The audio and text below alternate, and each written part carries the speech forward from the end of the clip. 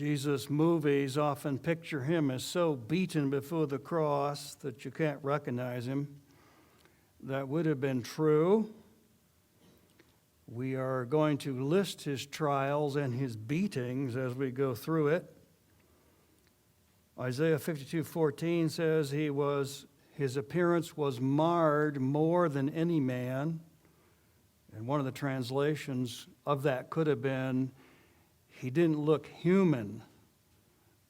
He was beat up so much, he was beyond looking human. In other words, you couldn't recognize him. So when they make Jesus movies and picture that, it's fitting. There were 6 trials and 5 judges. The reason is Pilate was twice, back and forth. He's going to send him to Herod, then get him back. So 6 trials, 5 judges, Pilate twice. Mockings and beatings 3 times. One will be in the first section that we will look at now. He's at Caiaphas' house still, and it was like a courtyard, and outside were Peter and John. They had tried him before Annas, father-in-law, Caiaphas, the working high priest's son-in-law. And it was cold, and so they had a fire. And then Peter fulfills the prediction of Jesus that he would deny him 3 times. One way of looking at cock crows, it's a time of the day. You will deny me before 3 a.m. Or you'll deny me before you hear the first cock crow, and then it will immediately crow a second time. That second time is only in Mark. But Mark is Peter's memory. So he denied him 3 times and probably heard the first cock crow and then probably a second one immediately right after. Jesus kept Peter in the faith. He's denying to other people, but on the inside he still believed that Jesus was the Savior. So he runs off, and then after looking at Jesus, he runs off, and then they're going to start to beat Jesus, and that gives us our new section today, Luke 22, beginning at verse 63.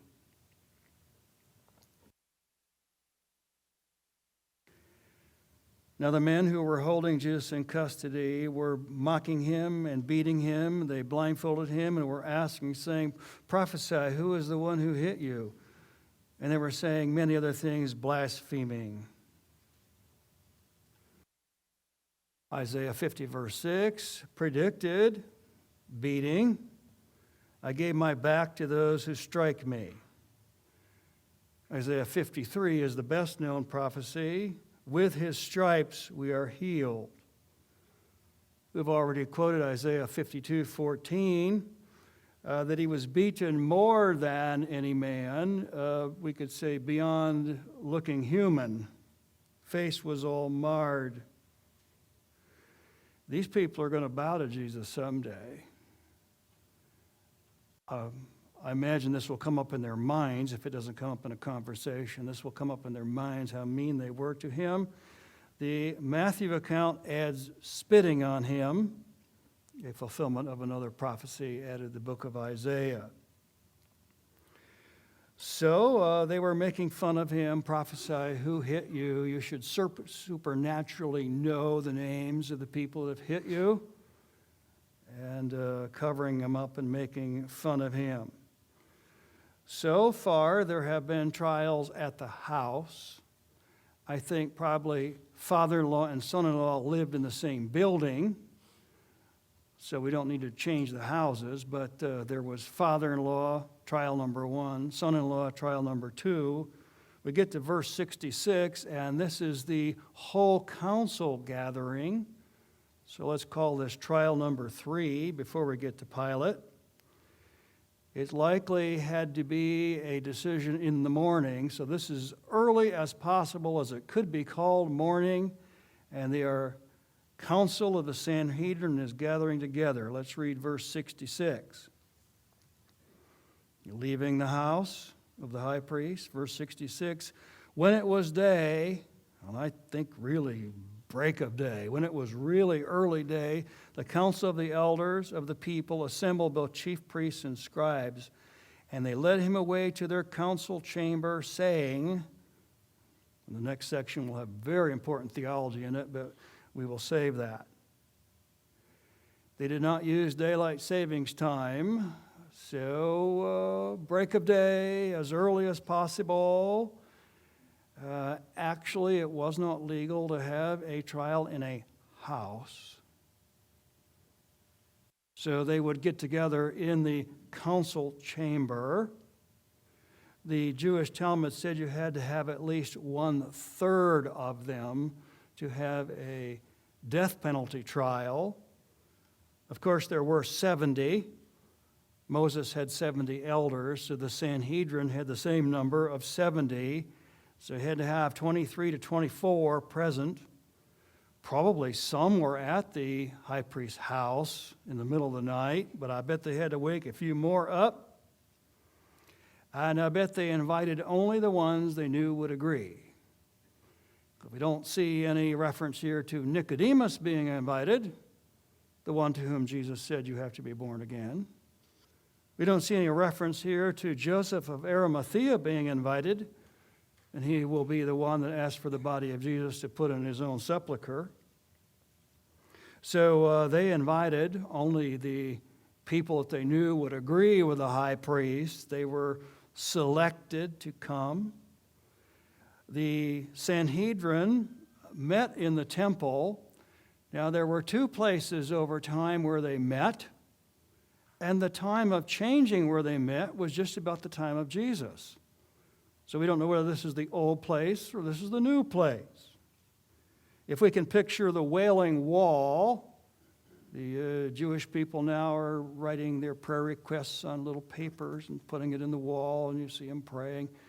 Just off to the left is a door. And that would be where the Sanhedrin had met at early times, right to the left of the Wailing Wall. Sometime about 40 years before the temple's destruction, they changed their meeting place and met up on the platform in the porch. Now, Jesus had just taught there. We can go back a few chapters in the Gospel of Luke, and he just taught there. Show me a coin. Whose picture is on the coin? Caesar's. Give to Caesar what is Caesar's. He had just taught up on the porch. So if you picture the Wailing Wall, off to the left, there's a room. That would have been the older place where the council met. Somewhere, don't know whether it's before or after the cross, but somewhere there they would change, and they met up on the Solomon's porch where Jesus had been teaching. So one of those two places, either way, they had to have a meeting in the daytime because you couldn't do trials at night. I don't know anything about Texas law, but I was on the grand jury for 6 months last year, and we didn't do trials at night. You don't do trials at night. It's like 2 in the morning, let's get this over with. I don't care whether we have guilty or innocence, let's go home. You don't have trials at night are illegal. It is not unusual for Christian lawyers in modern times to look at the Gospels and write articles and books on how illegal these trials were. I'll list a few of the things that they say. We've already said it was illegal to have trial at night. That makes sense. Everybody's in a rush. Get this over with. Let's go home. Illegal to have a trial at night. Illegal in their law to have a verdict the same day as the trial. They didn't want to rush to judgment. In other words, you couldn't do a trial, say guilty, let's kill him. Too fast. You would have a trial, have to wait a day or two, verdict, have to wait a day or two, punishment. Because you have to think about what has been said. So illegal to have it at night, illegal to rush it this much. In their law, the death penalty case had to have a defense attorney. I mean, that makes sense. Had to have a defense attorney. Where was Jesus' defense attorney? They arrested him before there were charges. That's not legal then and now. Really, you can't arrest people before you have charges. You don't arrest people and then go fishing for charges, which is exactly what is happening in the Gospel of Luke that we're looking at. They don't have any charges for him. They're going to arrest him and then find charges. Also, they should have definite charges, and what you have with Jesus' trial is one of the witnesses says this, another witness says that. They don't agree. The common one was, he said, destroy this temple and in 3 days I will rebuild it. Well, number one, he was talking about God's dwelling of his human body. If it were destroyed in 3 days, he would rise again. That's the definition of what he was saying. Even if that were mixed up, it's hypothetical. If, and it's talking about other people, if you were to destroy this temple, he definitely did not make any plot to destroy the temple. That was all a lie. And one witness gives one charge, another witness gives another charge, and they didn't really have any because they didn't agree. That's illegal to have a trial, and you don't have any definite charges. And then the next one is very common in our law. You can't use self-incrimination. You can't threaten a person, beat them, and then based upon what they say, make charges. You can't have self-incrimination, which is exactly what is going on here.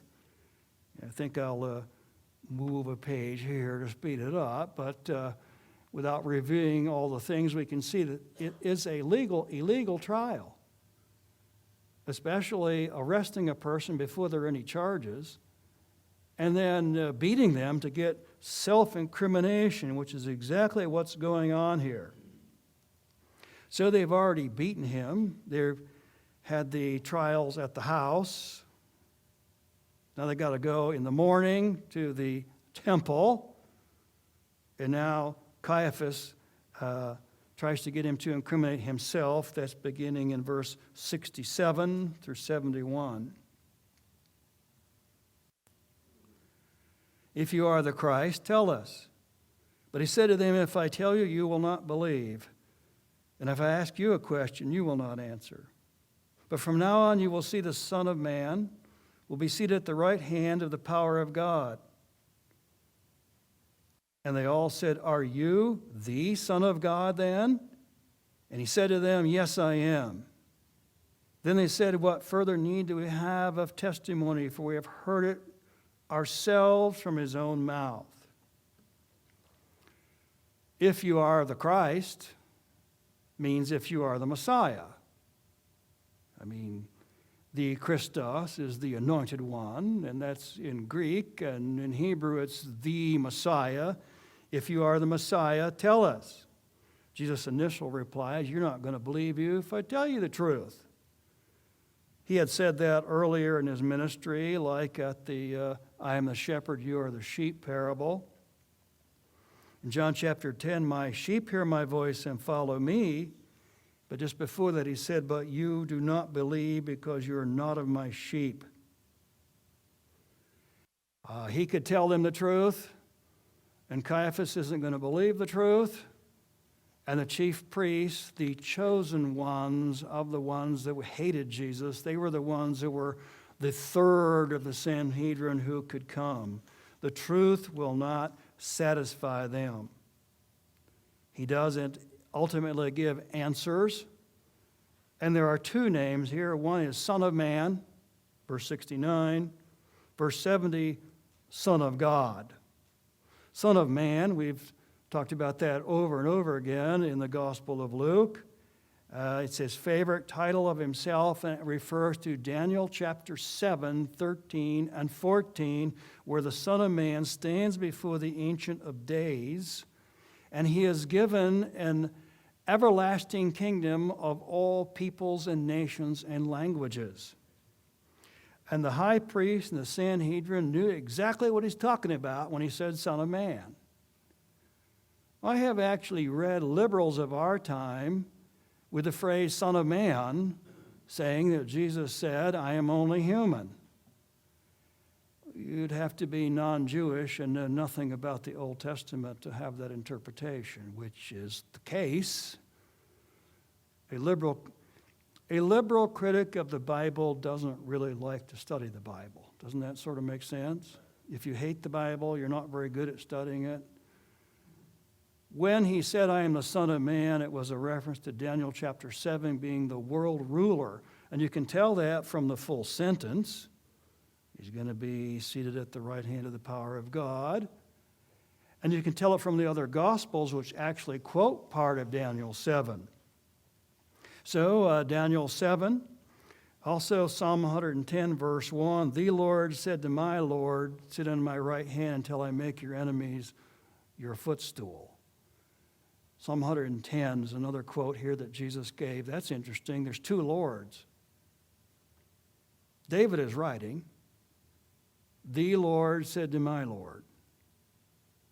Two Lords in the Old Testament. So you have two Lords in the Old Testament, and you have a reference that he is the Son of Man who will go to the Ancient of Days and get the worldwide kingdom. And those critics and judges that knew the Old Testament knew exactly what he meant when he said, I am the Son of Man coming in the power. They knew it referred to Daniel. Then there is another question here, which I like the Gospel of Luke. It's more clear in the Gospel of Luke, verse 70, are you the Son of God? And he said, yes, I am. Are you the Son of God, not a Son of God? Now, all who believe in Jesus as Savior are like God's children. But we are like adopted children. That's Paul's way of doing it. We're like adopted children in that we have full love, full blessing, and full inheritance. But Jesus is alone the full Son of God. In him dwells the fullness of the Godhead bodily. And John's way of saying it is Jesus is the unique Son, the only begotten Son. He's the only one in that category. He is fully Son of God. Like Father, like Son, same attributes, same characteristics. Now, Jesus' answer in verse 70, in English, it is emphasized with good reason. Yes, I am. Now, the original we know, because it came over into English, the word for I is ego. So if you say someone likes their ego, they like I. They like me. And what you have in the original here is you have a repetition. And that's the way of emphasizing. And how do you translate it into English? What they've done here is yes, I am, but it's kind of like I really am. I certainly am. It's ego and I. It's two I's. I certainly am the Son of God. Well, that's what his answer was. So the Son of Man is the world ruler. Well, that's quite sufficient, coming to get all the peoples and all kingdom forever. The Son of God, like Father, like Son, I am in a unique category of being the Son of God, and that is Jesus' answer. It always comes to mind. You wouldn't think in a little farm town we'd have too many Jewish people, but we had a few Jewish students at our high school. And they would say, Jesus never claimed to be God. Other people may have said it of him, like John 1:1, in the beginning was the Word was with God, the Word was God, but that's the Apostle John writing that. In him dwells the fullness of the Godhead bodily. Yeah, that Paul said that. But Jesus himself didn't say it. So this was one of the verses I gave him. And the other one was the one we read for scripture reading. I and my Father are one. Are you the Son of God? Yes, I certainly am. Those are quotes from Jesus. So he did claim to be like Father, like Son, and it really ought to be clear theology. All groups that follow the Bible believe in the deity of Christ. That is what the Bible teaches, and it clearly teaches it here. Now, sometimes when we've gone through Luke, it's been a section that's only in Luke, and that's what happens next. Eventually, they go to Pilate, and then they go to Herod.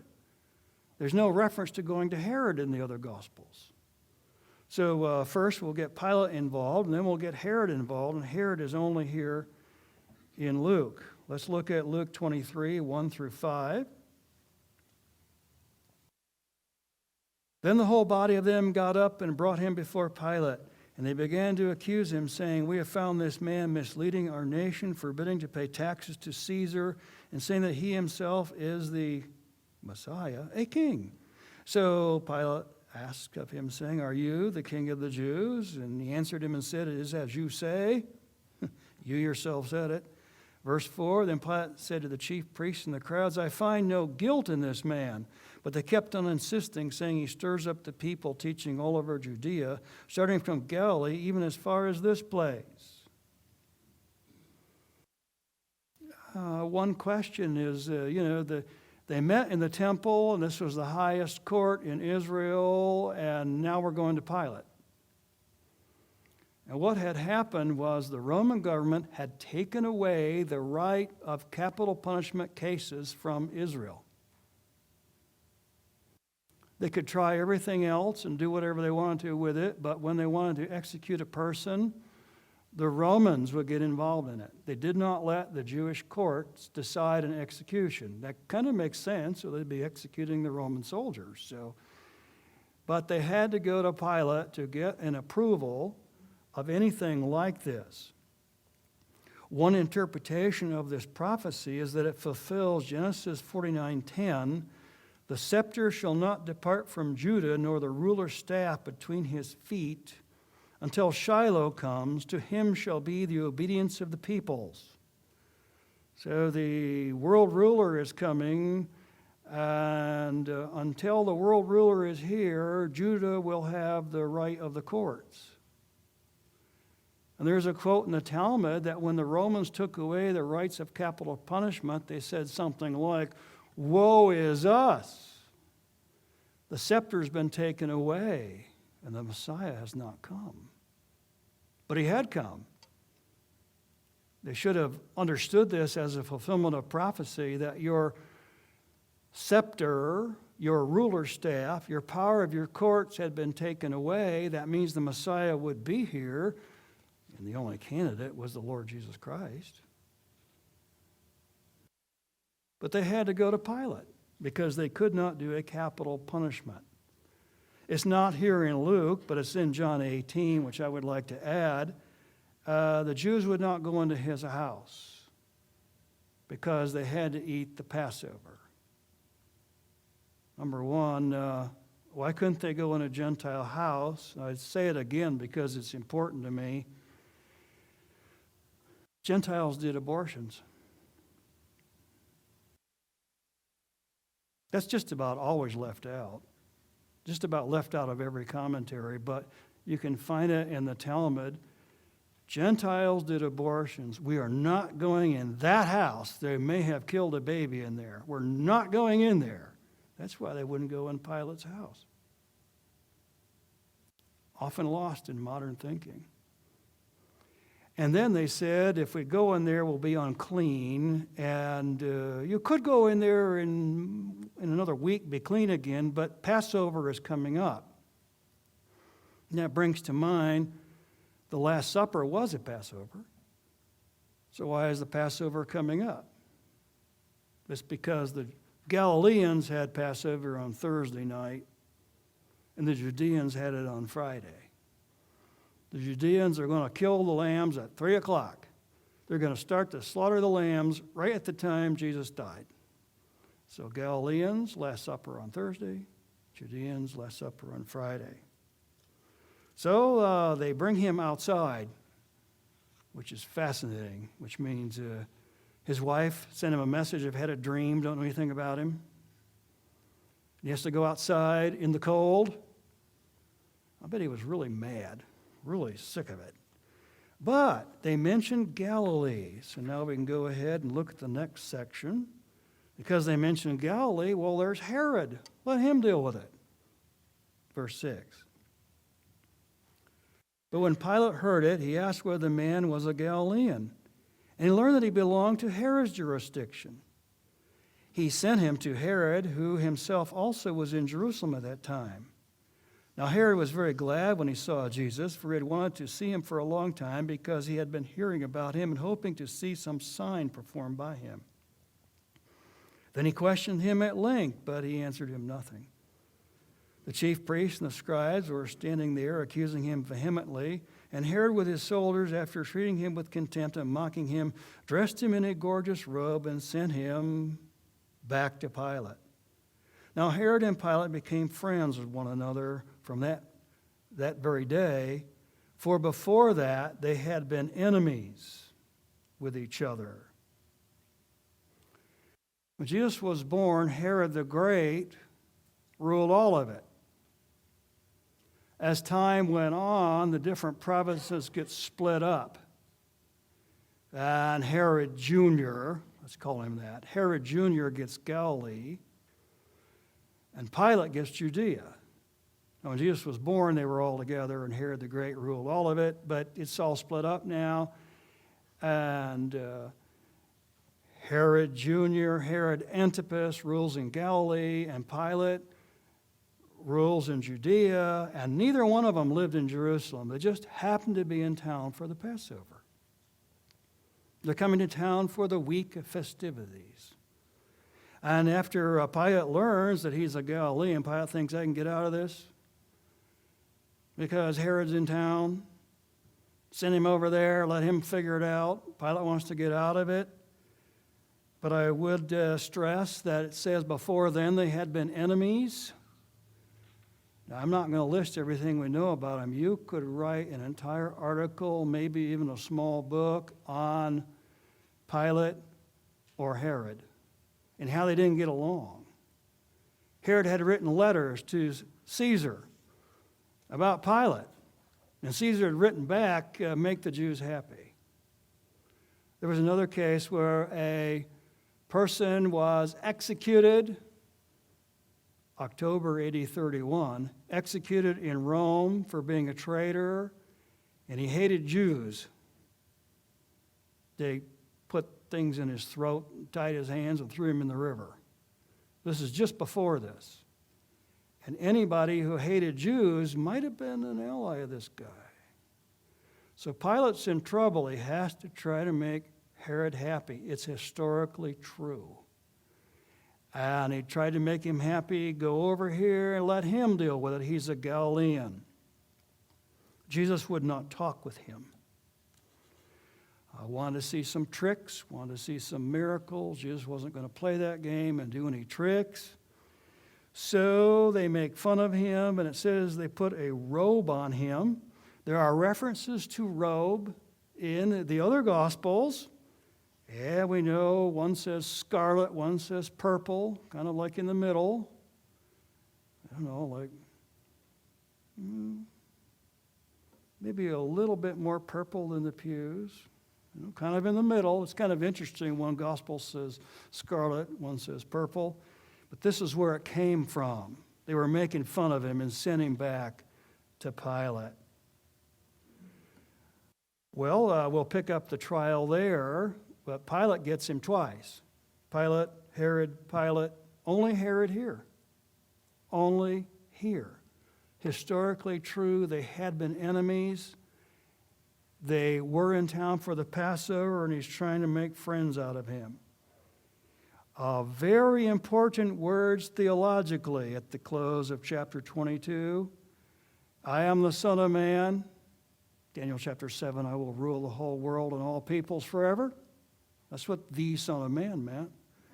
I am the Son of God. Are you the Son of God? Yes, I myself am. Will the musicians please come?